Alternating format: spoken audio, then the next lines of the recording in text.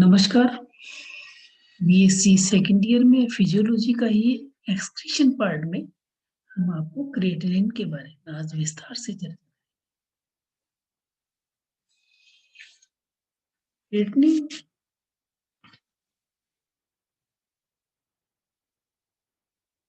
एक प्रकार का निर्जलीकरण से प्राप्त पदार्थ होता है। शरीर में ये पेशियों में उपस्थित क्रिएटिनिन फॉस्फेट के टूटने से बनता है। सामान्यतः 100 ml रुधिर में लगभग 0.7 से लेकर 200 mg क्रिएटिनिन होता है। शरीर में इसकी मात्रा 20 केजी होने पर अविषाणुलता उत्पन्न हो जाती है तथा मूत्र के उत्सर्जन के साथ में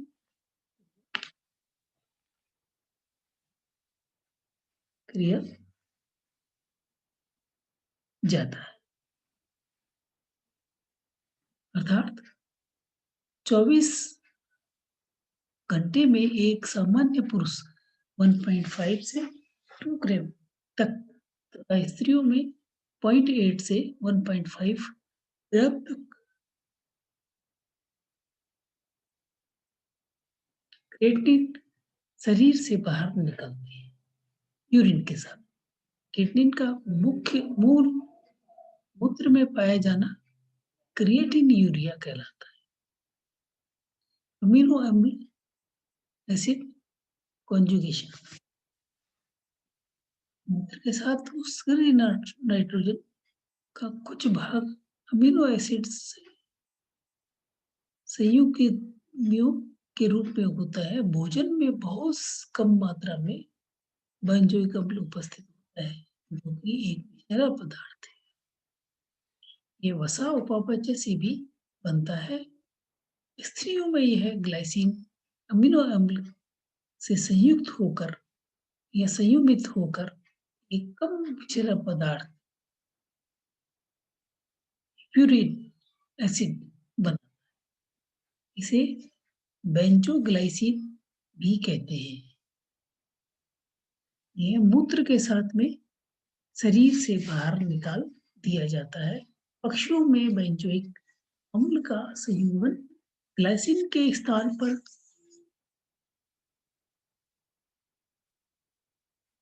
कार्निथिन से होता है। इस प्रकार का ऑर्निप्यूरिक अम्ल का निर्माण होता है जो मूत्र के साथ बाहर निष्कासित कर दिया जाता है। ट्राइमिथाइल अमीन ऑक्साइड कुछ समुद्री अस्थिल मछलियों में नाइट्रोजन का अधिकांश भाग ट्राइमिथाइल अमीन ऑक्साइड के रूप में उत्सर्जित किया जाता है। यह एक घुलनशील विषहीन पदार्थ होता है। यह कई लक्षणों में यूरिया के समान होता है जिससे जैव संश्लेषण का कार्य ज्ञात नहीं है, परंतु ऐसा माना जाता है कि अमोनिया मिथाइल होकर ट्राइमिथाइल बनाती है जो अंत में ऑक्सीकृत होकर ट्राइमिथाइल अमीन ऑक्साइड में बदल दिया जाता है। गुवन कुछ जंतु ऐसे जैसे मकड़ी में उत्सर्गी पदार्थ ग्वानिन के रूप में होता है। यह यूरिक अम्ल से मिलता जुलता होता है। इस यूरिक अम्ल की अपेक्षा कम घुलनशील होता है। इस कारण इसके उत्सर्जन हेतु पानी की आवश्यकता नहीं होती है। मिनरल्स आयन सामान्य मिनरल आयन्स अर्थात खनिज लवणों का निष्कासन भोजन के रूप में लिए जाने वाले पदार्थ पर निर्भर करता है। लवणीय आयन्स के रूप में calcium, phosphorus, sodium, magnesium, chlorine और NH3 इत्यादि उत्सर्गी उत्पादन माने गए हैं। इन आयनों का उत्सर्जन हार्मोन्स द्वारा नियंत्रित होता है। हाइपोजेंथिन, हाइपोजेंथिन कुछ प्राणी यह पक्षी जैसे कबूतर में पाए जाने वाला एक मुख्य उत्सर्गी पदार्थ है जो न्यूक्लियोटाइड उपापचय के समय प्यूरिन्स के विघटन के फलस्वरूप बनता है। इसे हाइपोजेंटिक कहते हैं। अलेंटोइन यह स्तनधारियों में प्राइमेट्स को छोड़कर प्यूरिन्स उपापचय के समय बनने वाला पदार्थ है। कुत्तों में यूरिक अम्ल यूरिकेज एंजाइम की उपस्थिति में अलेंटोइस में परिवर्तित हो जाता है।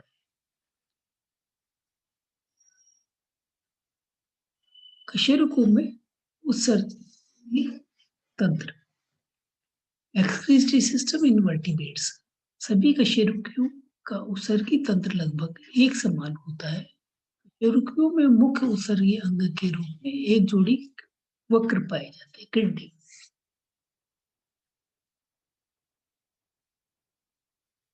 इनका निर्माण भ्रूण की मेसोडर्म स्तर से होता है।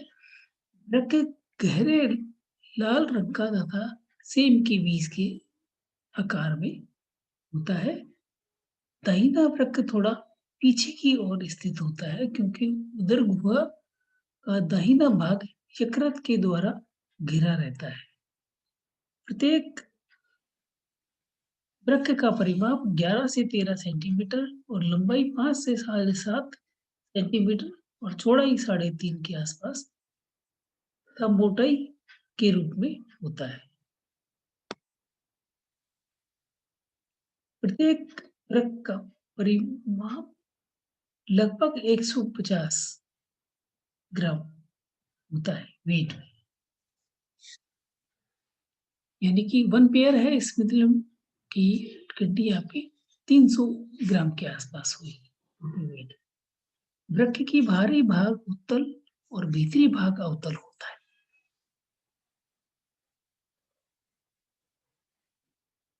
इसके मध्य भीतर की ओर एक छोटा गड्ढा पाया जाता है जिसे हाइलम कहते हैं।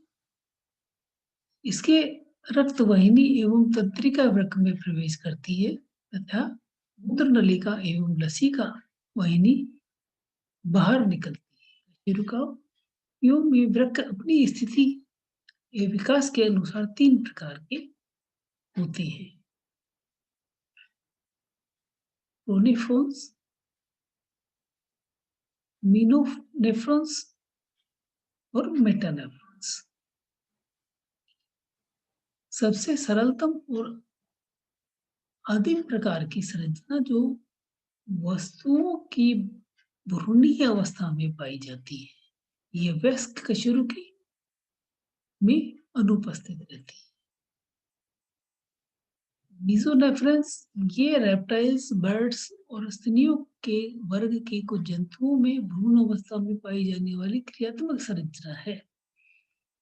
वयस्क कशेरुकों में यह मुख्यतः पेट्रोमाइजोन और एम्फीबियन जंतुओं में ही पाई जाती है। मेटानेफ्रॉन्स सबसे अधिक विकसित प्रकार के वृक्क है जो वयस्क रेप्टाइल्स, पक्षी और कुछ स्त्री वर्ग के जंतुओं में पाए जाते हैं। मनुष्य में उपस्थित वक्र मेटानेफ्रॉन प्रकार के होते हैं। प्रत्येक वृक्क के हाइलस से एक नलिका मूत्र वाहिनी के रूप में निकलकर उदर गुहा के नीचे की ओर आती है। दोनों वृक्कों की मूत्र वाहिनी उदर गुहा के पश्च भाग में एक थैली समान संरचना में खुलती है जिसे मूत्राशय कहते हैं। मूत्राशय मूत्र को एक संग्रहित करने का एक कार्य करता है। मूत्राशय सर्पों, क्रोकोडाइल्स, एलिगेटर एवं पक्षियों में अनुपस्थित रहता है। मूत्राशय का पश्च सिरा सकरा होता है और एक पतली नलिका के बदल जाता है। नर जंतु में यूरिया एक मूत्रजनन छिद्र द्वारा भागी और खुलता है। ये यूरिनोजेनिटल एपर्चर शिश्न के अग्र सिरे पर स्थित होता है। मादा प्राणी में यूरिया एक दशर स्लिट रूपी छिद्र में खुलती है, जिसे योनि छिद्र का बल्ब कहते हैं। यह रचना एनएस के ठीक नीचे और योनि छिद्र के ठीक ऊपर स्थित होती है। मैमल्स में स्त्री का उत्सर्जन तंत्र। ये आप डायग्राम देख रहे हैं, left kidney, right kidney, aorta, post और यूरेटर और ये ब्लैडर, इसमें यूरिन इकट्ठा होता है। इसी के साथ हम ये चैप्टर यही खत्म करते हैं। नेक्स्ट टाइम वो नए चैप्टर की